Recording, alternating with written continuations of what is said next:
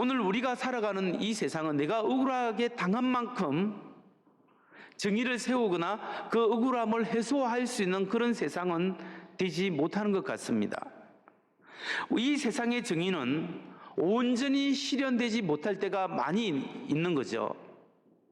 그런데 오늘 우리가 읽어볼 성경 말씀에 보면 이 세상에서 정의가 회복되고 공의가 온전히 세워질 그날이 다가온다라고 말씀하고 있는 겁니다.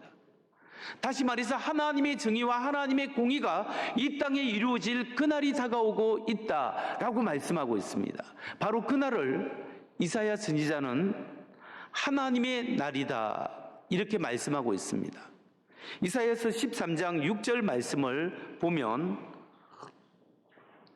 너희는 애곡할지어다 여호와의 날이 가까웠으니 전능자에게서 멸망이 임할 것이미로다.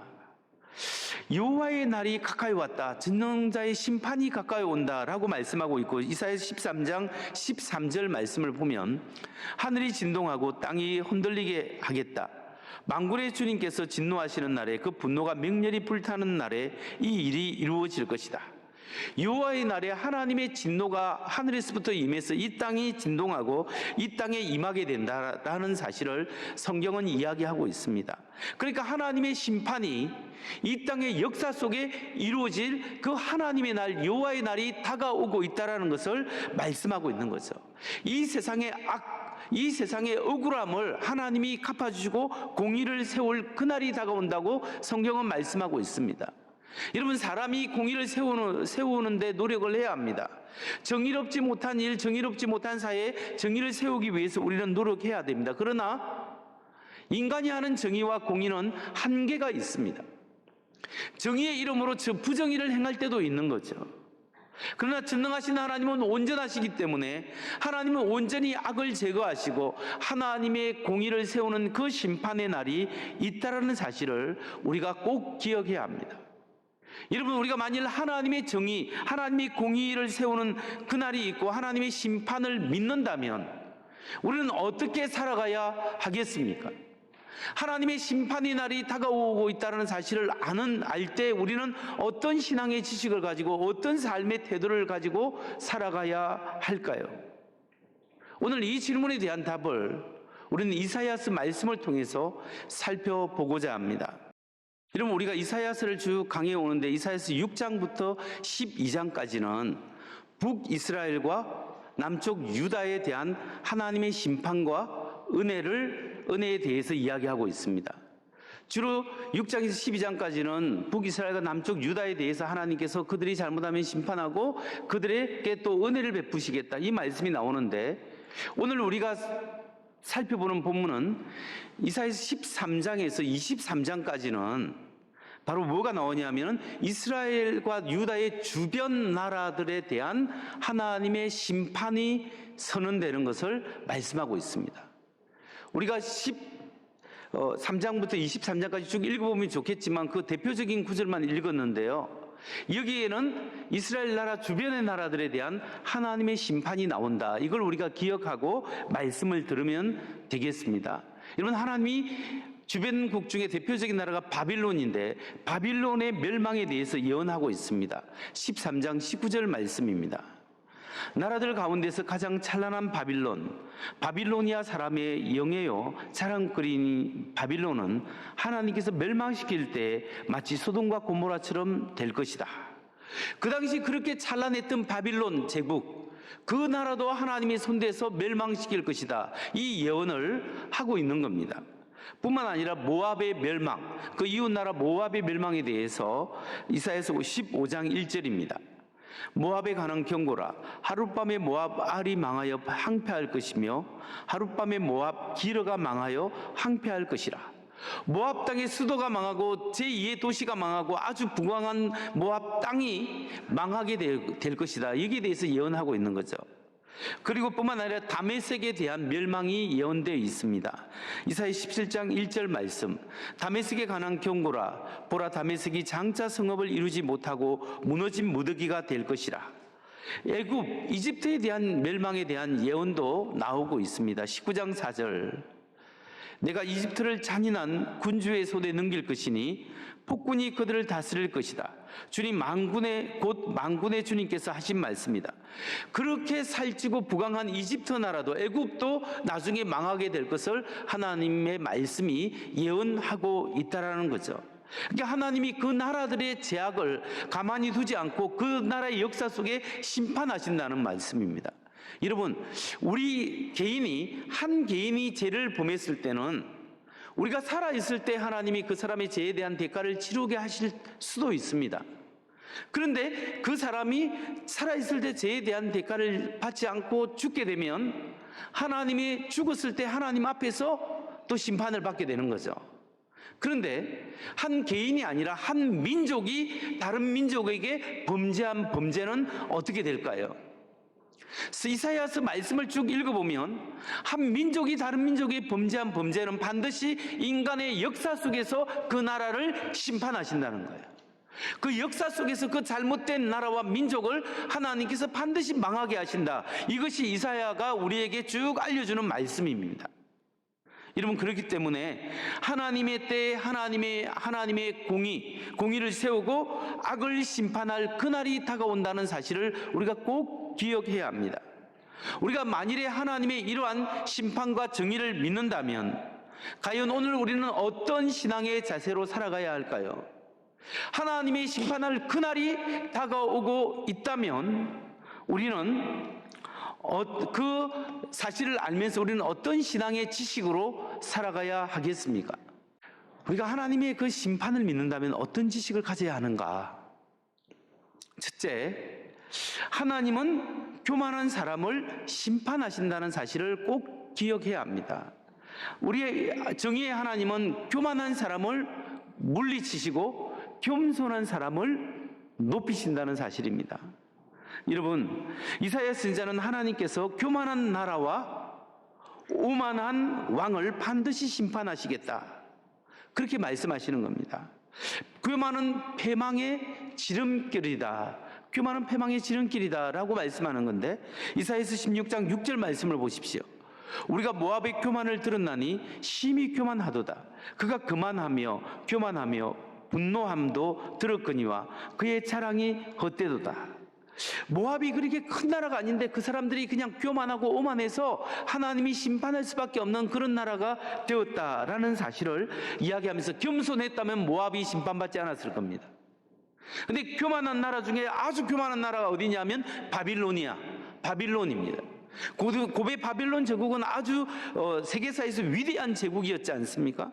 근데 그 교만 때문에 그들이 멸망하게 될 것이다. 실제로 역사 속에 어이없게 멸망하게 되었습니다. 이사야서 14장 13절에 14절 말씀. 내가 평소에 늘 장담하더니 내가 가장 높은 하늘로 올라가겠다. 하나님의 별들보다 더 높은 곳에 나의 보좌를 두고 저 멀리 북쪽 끝에 있는 산 위에 신들이 모여있는 그 산 위에 자리를 잡고 앉겠다. 내가 저 구름 위에 올라가서 가장 높은 분과 같아지겠다 하더니, 이 바빌론이 얼마나 교만하면 그 왕이나 신하들이 얼마나 교만하면 하나님과 동일한 위치에 서겠다라고 하고 그들이 신의 위치, 세상을 창조한 하나님의 위치에 서서 그렇게 살겠다라고 교만을 떨었습니다. 여러분, 이사야서를 읽어보면 그들의 교만은 한 사람, 한 국가의 왕만, 신하들만 교만한 것이 아니라 백성들, 그 모든 백성 민족이 교만이 그들의 시대 정신이 되었습니다. 그렇기 때문에 인간을 높이고 자기의 실력을 높이고 이런 것들이, 이런 교만함 때문에 하나님의 심판을 받게 된 거죠. 여러분, 오늘날에도 사람이 인간의 이성, 인간의 지성을 높이면서 인간의 지성이 이 과학 문명의 창출이 얼마나 대단한가 우리가 생각하면 인간을 높이는 시대, 유토피아를 생각하는 시대가 이 시대지 않습니까? 그러나 인간의 지혜가 아무리 대단하고 아무리 훌륭하더라도 작은 박테리아, 작은 세균 하나 때문에, 이 코로나 바이러스 하나 때문에 세상에 사람들이, 수많은 사람이 죽고 망하고 어려움을 당하는 이 인간이 대자연의 이 작은 몸짓 앞에 그냥 꼼짝없이 당할 수밖에 없는 연약한 존재가 인간인 거죠.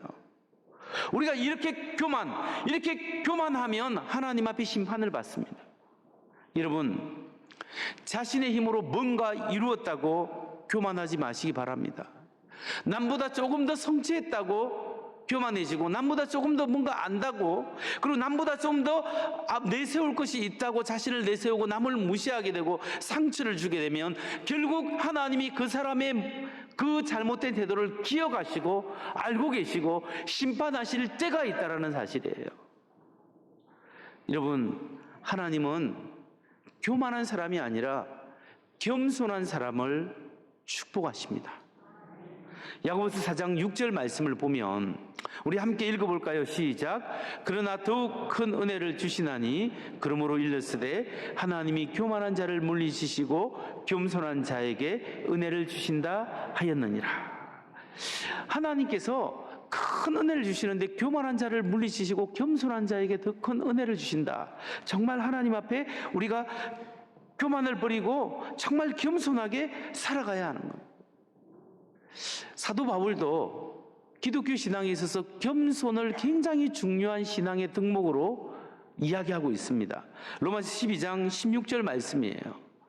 서로 한 마음이 되고 교만한 마음을 품지 말고 비천한 사람들과 함께 사귀고 스스로 지혜가 있는 채 하지 마십시오. 여기 말씀을 자세히 보십시오. 한 마음이 되어 교만한 마음을 품지 말고 비천한 사람들과 사귀고 스스로 지혜 있는 채 하지 마십시오. 이 말씀이 바로 로마 시대, 그 시대의 시대 정신과 정반대의 이야기예요. 전에 제가 말씀드렸듯이 로마 시대의 위대한 사람, 아주 훌륭한 사람 덕목이 어떤 사람이에요? 용기 있는 사람, 신체적으로 건강한 사람, 분사력이 있는 사람, 그리고 지혜와 용맹함이 그 시대에 추앙받는 존재, 영웅들이에요. 겸손하고 연약하고 남을 돌보고 이렇게 함께한다, 이것은 연약한 사람들이 하는 소리다라고 생각하는 시대가 그 시대였어요. 근데 그 시대에 자랑하지 말고 지혜 있는 척 뽐내지 말라, 이것은 시대와 전혀 다른 이야기를 지금 하고 있는 겁니다. 오늘날 이 시대에는 함께 해야 됩니다. 서로 겸손하십시오. 서로 협력하는 사람이 함께 사는 게 좋습니다. 이렇게 하지만 그 시대는 그게 아니에요. 오직 힘 있는 사람만이 남을 지배하는 것이 덕목이다라고 생각하는 그 시대였습니다. 여러분, 오늘날 우리가 뭔가를 가지고 뭔가 할 수 있으면 있을수록 하나님 앞에서 내가 누구인가를 생각하십시오.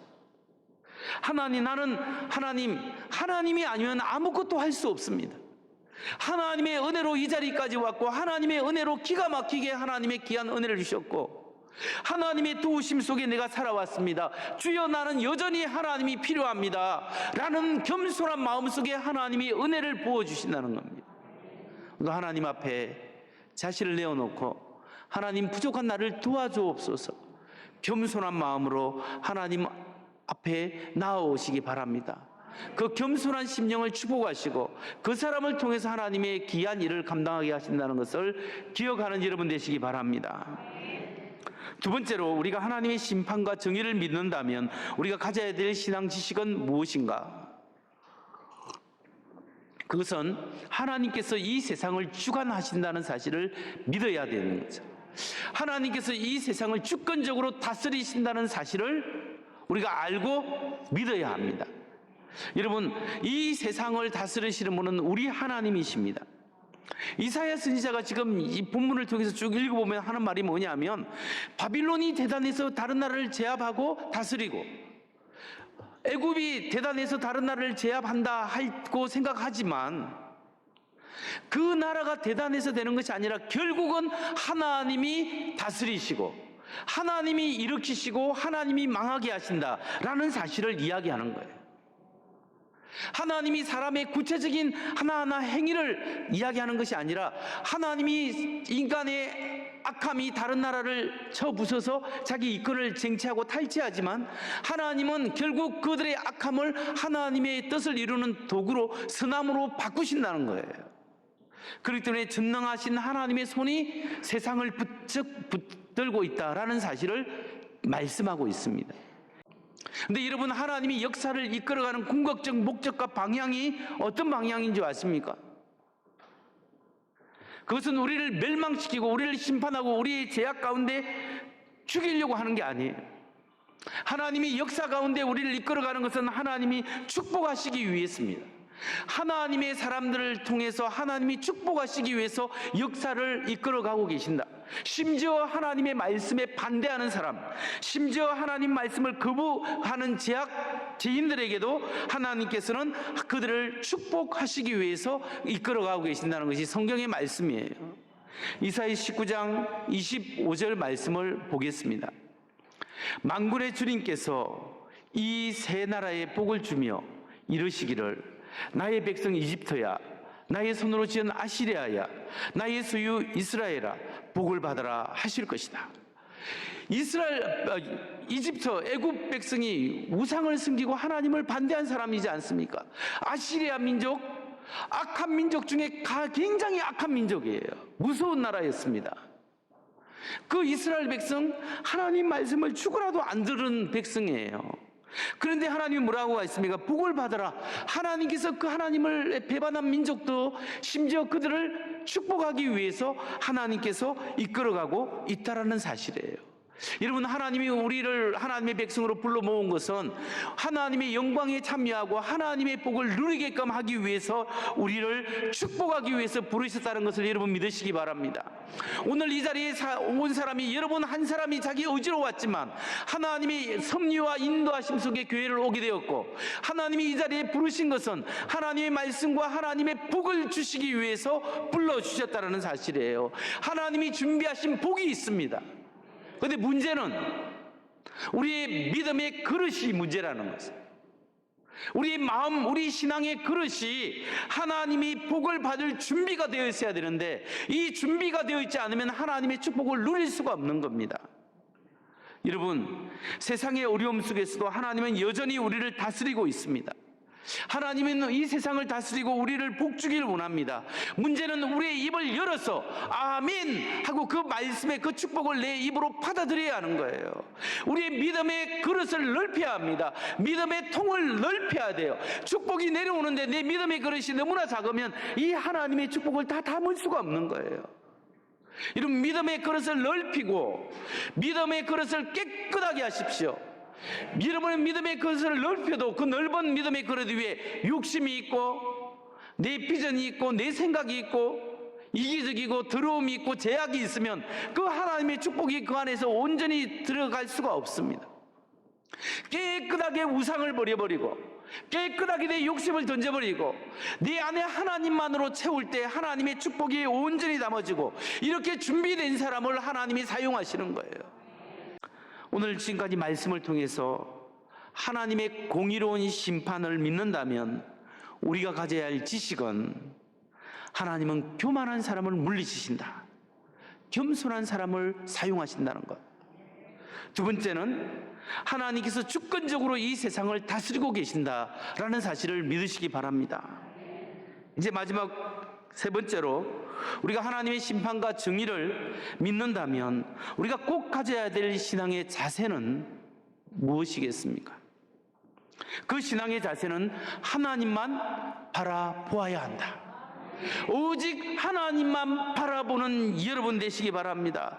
하나님을 신뢰하십시오. 하나님을 의지하십시오. 하나님을 바라보십시오. 어떠한 장애물이 있어도 그 장애물 이면에 있는 하나님만을 바라보시기 바랍니다. 이사야 선지자는 우리 하나님의 백성들이 하나님만을 바라보는 그날이 도래하고 있다, 이 말씀을 하고 있습니다. 이사야서 17장 7절에서 8절 말씀이에요.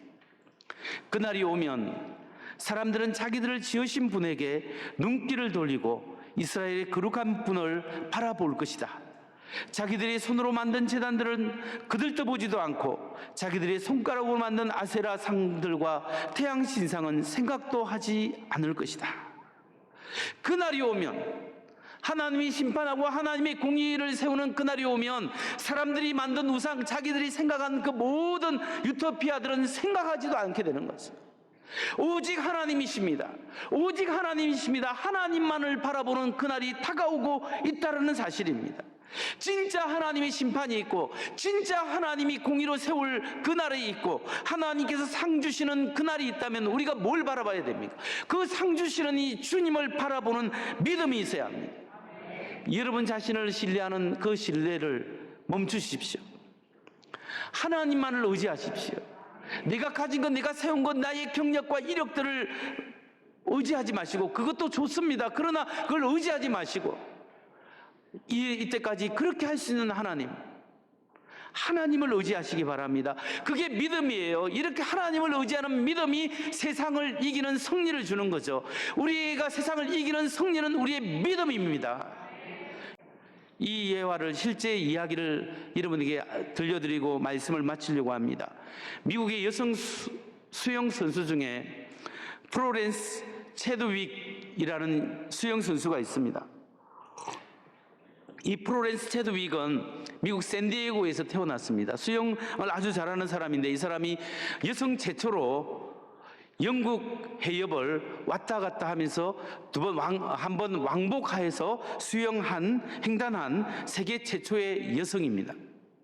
근데 이 수영 선수가 굉장히 도전 의식이 있었는데, 지칠 줄 모르는 이 도전 의식은 1952년 7월 4일이 미국 독립기념일입니다.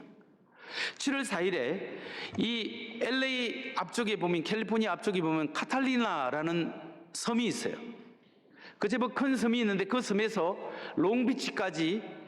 LA 롱비치까지 약 34km가 된다고 합니다. 그 해협을 수영해서 여성이 최초로 이렇게 수영해서 건너오는 그 일에 도전을 했습니다. 그런데 그것은 보통 16시간 동안 쉬지 않고 계속 수영하고, 먹지 않고 자지 않고 계속해서 헤엄쳐야 건너올 수 있는 거리라고 합니다. 그렇게 도전한 날 수온이, 물의 온도가 굉장히 낮았고, 뿐만 아니라 안개가 계속 끼어 있었다고 합니다. 그래서 15시간을 계속 헤엄을 쳤는데 가도 끝이 없어서 너무나 체력적으로 지치고 심정적으로 지쳐서 그냥 도저히 갈 수가 없어서 그냥 포기하겠다고 세워달라고 했습니다. 결국은 그녀는 포기했습니다. 그래서 배 위로 올라왔다고 합니다. 올라오자마자 신기한 것은 안개가 걷히고 해변이 보이기 시작했는데, 롱비치가 보이기 시작했습니다. 근데 얼마나 가까이 갔는 줄 아십니까? 1km도 남기지 않은 채 포기한 겁니다. 800m만 더 갔으면 해변에 도달할 수 있는 거리였는데, 그녀는 안개를 보면서 도저히 가도 끝이 없다 생각해서 포기하고 말았다는 것을. 그 사실을 안 클로렌스 체드윅은 그 다음날 눈물로 후회하면서 인터뷰를 통해서 이런 말을 했다고 합니다. 눈에 보이는 것은 자욱한 안개뿐이었어요. 만일 캘리포니아 해변이 보였더라면 저는 충분히 완주할 수 있었을 겁니다.